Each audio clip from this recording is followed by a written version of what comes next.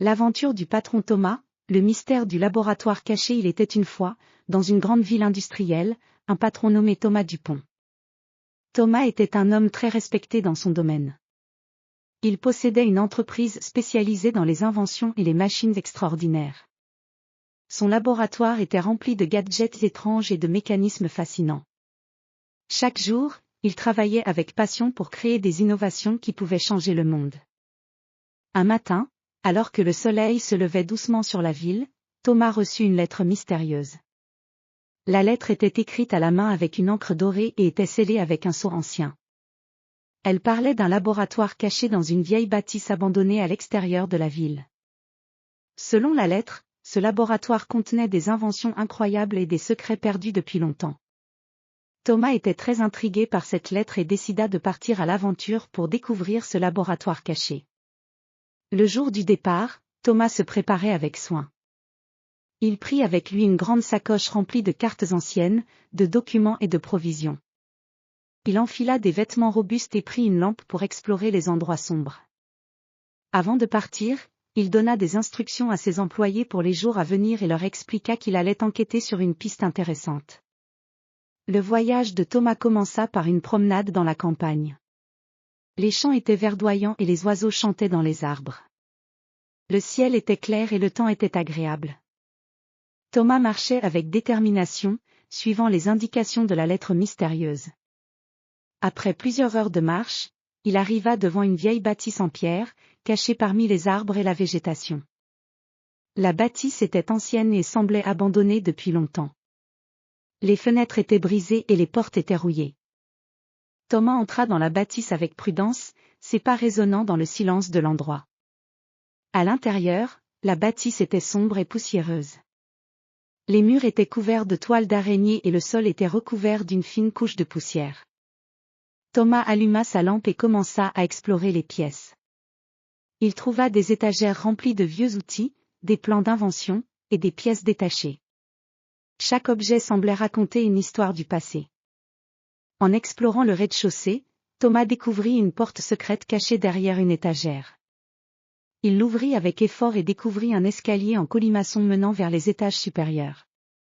Il monta les marches avec précaution, les marches craquant sous ses pieds.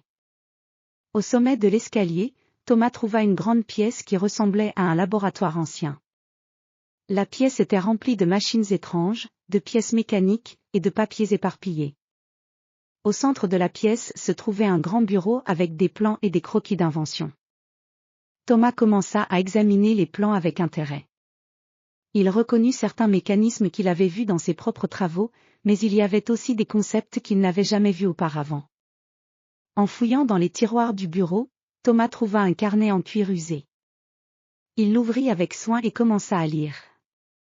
Le carnet contenait des notes sur des inventions incroyables et des idées pour des machines futuristes.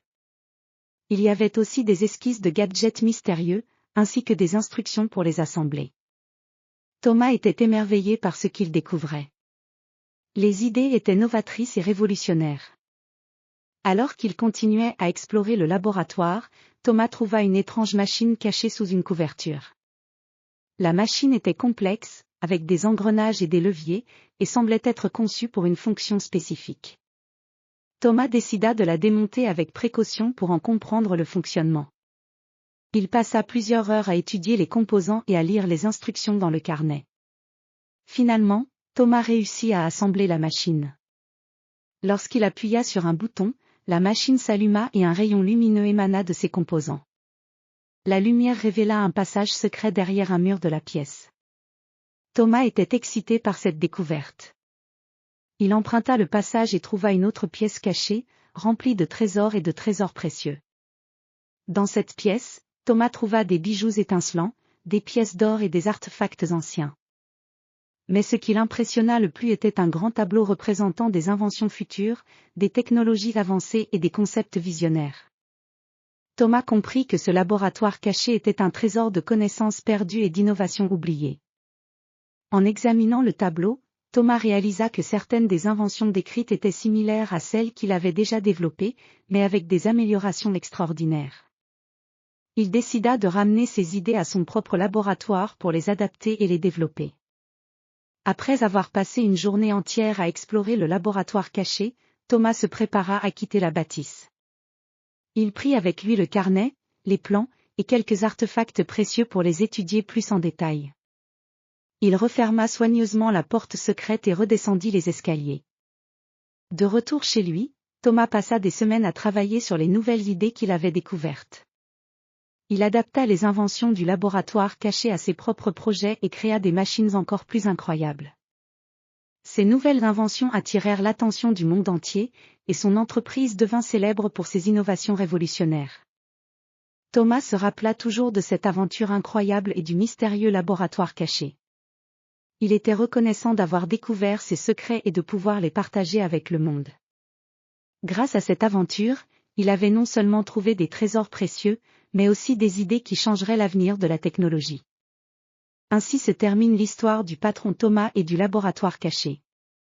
C'était une aventure pleine de mystères, de découvertes et de rêves réalisés. Thomas continua à explorer et à inventer, inspiré par les légendes et les secrets qu'il avait découverts dans cette vieille bâtisse.